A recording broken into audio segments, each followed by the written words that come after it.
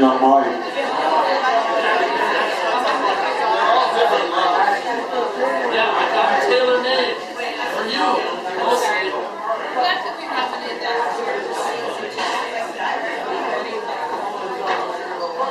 Everybody plan on squeezing together, getting next to your neighbors. Great city of Chicago. Here it comes.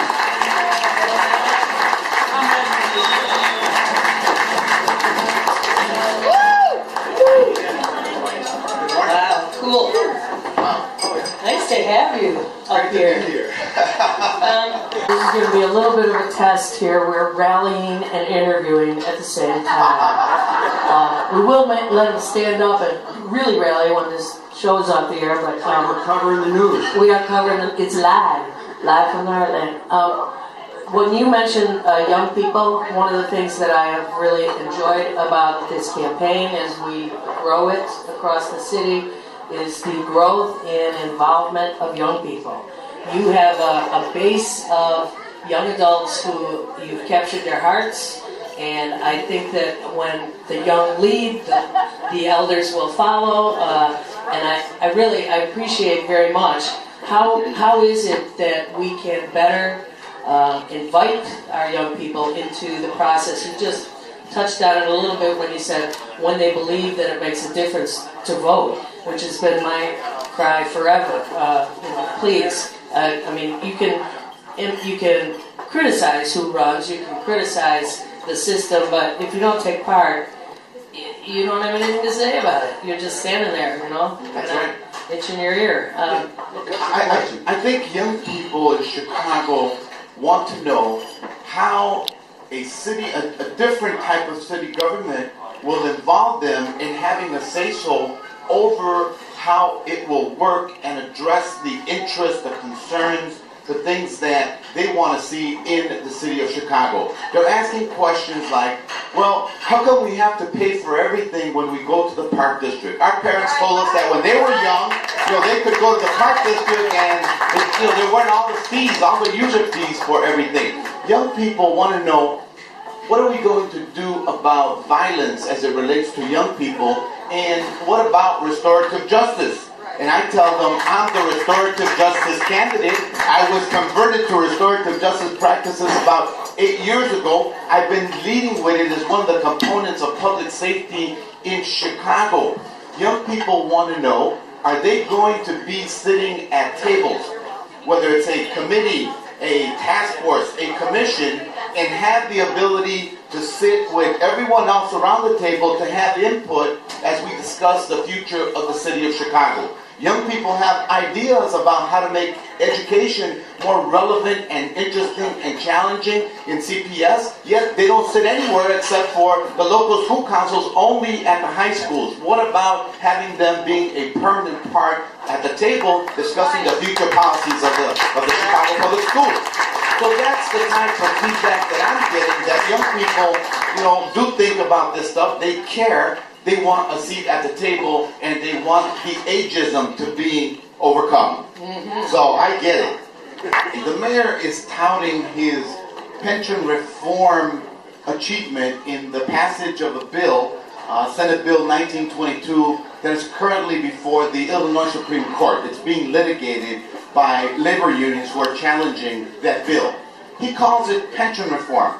Let me give you a sample of what it does.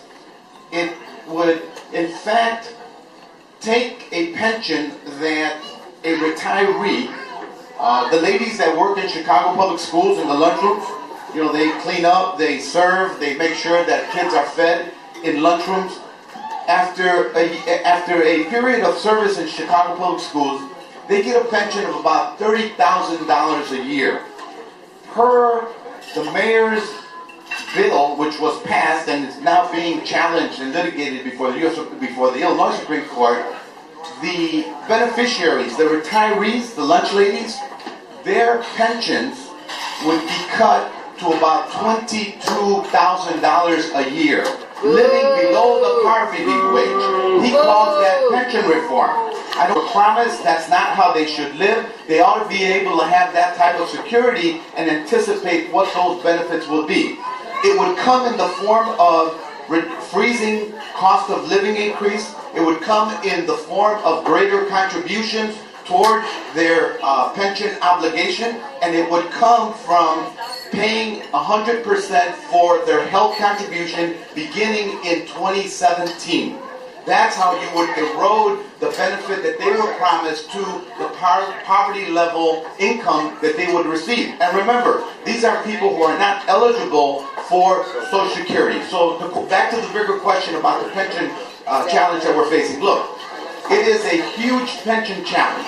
Okay, we're going to have to pay about $600 million that will be due at the end of the year. Do we have to pay it all at once? I don't think so.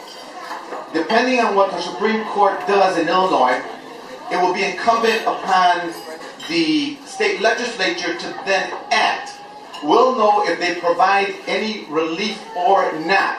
Once they act, we'll know what the obligation is. What I've stated that I'm open to doing is taking a portion of the tax increment financing funding to make a payment, a partial payment to the retirees, while acknowledging that the pension benefits are in fact a contract, because that's my reading of the Illinois Constitution. Lawyers that I've asked about it. So you acknowledge it, you make a good faith down payment, then you sit with them and structure the payment to ensure that we make the pension fund stable enough and sustainable into the future. Then you structure what the series of payments will be over a series of years. How is that different from Rahm Emanuel? He did it unilaterally. Okay, I would act in conjunction with the affected unions and their leadership, because that is what being inclusive and creating a table to arrive at a just solution is about. And I have the fullest confidence that that's how you produce results in the city of Chicago. Not by saying that you're a tough guy and that you're a dictator and that you know what's best for the city of Chicago. So a collaborative form of engaging people is a better way than a confrontational, unilateral one, especially because you're used to having it your way because you're a Washington insider. Who's never, the mayor is opposed to an elected school board in the city of Chicago. However, the high school that he attended, New Trier, in Winnetka, has an elected school board like the rest of the state of Illinois. Out of social movements, sometimes the cauldron of actual getting something to happen is the vote. And we see a lot of engaged youth around political issues, around police brutality, Occupy stuff, the Light Brigade, they will put signs up on the L. How do you, as a candidate who is looking for votes, how do you see getting these young people more engaged in the actual political voting process? I think young people need to ask themselves what is possible if they are embraced and involved in a political campaign, and more importantly, ask the candidate and collaborators of a campaign how their views, their ideas can be incorporated into the governance aspect of a new administration.